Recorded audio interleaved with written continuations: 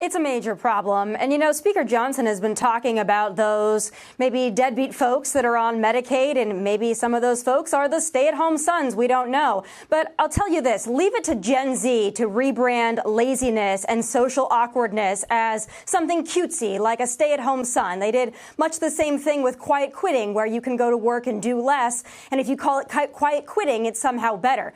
But Laura, I got to tell you, this is also a big problem when it comes to, I think, declining birth rates. People not getting married and having children. That's a big problem. They blame it on women. Well, if the shoe fits. It's your fault!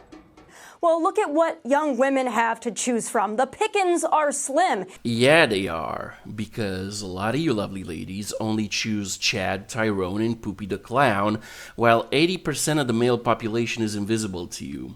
No wonder the pickings are slim. Yes, we might have a feminism problem in America. What? We might have a feminism problem in America. Whoa, whoa, whoa, whoa, whoa, whoa, whoa, whoa, whoa, whoa, whoa, whoa. Tommy, are you by any chance a stay-at-home mom that takes care of the house and the kids all day and cooks breakfast, lunch, and dinner every day while at the same time being a feminine, loving, caring, and respectful wife to your husband?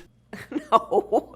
Oh, right. You're loud and annoying. You're obviously very career-oriented because you've been monkey branching between several TV networks hoping to get your face on screen.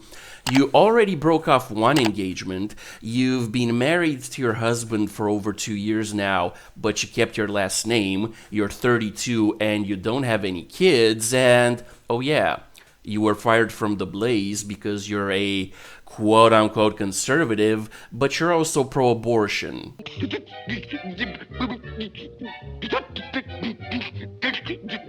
Guess what, Tommy? You are very much a part of the feminism problem in America. Ironic. But it's the feminization of men. There are a lot of young women out there that want to get married. They want to have kids. They want to have stable families. They want to have some schmuck pay for their entire existence. But there are a lot of young men out there who want to live in mama's... Oh, shut up. Well, Tommy, let me mansplain it to you. You see, the men you're talking about, majority voted for Trump, Gen Z men included. And I've seen them at Trump's rallies. They don't look feminine. They don't act feminine. Just like you. But you see, the reason why back in the day men moved out of their parents' house much quicker is because they met women who were worth marrying, and those women had reasonable expectations from marriage just like the men did, and they lived in an economy where a man who had a job could afford to support a family on one income. But nowadays, a young man would move out of a place he doesn't have to pay to live in to take on a crippling mortgage that he can't afford and work himself into the grave for what exactly?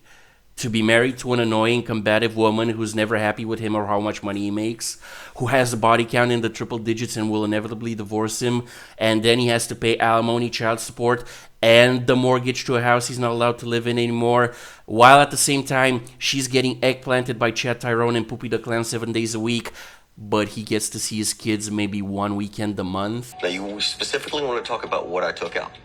So let's talk about what I took out, my retirement. I was in the Marine Corps for 25 years. My retirement goes to my children. The only reason I asked for half of John's retirement is because he's hurt me so much and caused so much damage to myself and my family that I wanted to do something that would really upset him and hurt him. I realize you have no emotion, and this entire marriage was nothing to you. Oh, it was. No, it wasn't. You've made that very clear, but it's not fair for you to come into my life and just it up and ruin it and then ride off into the sunset.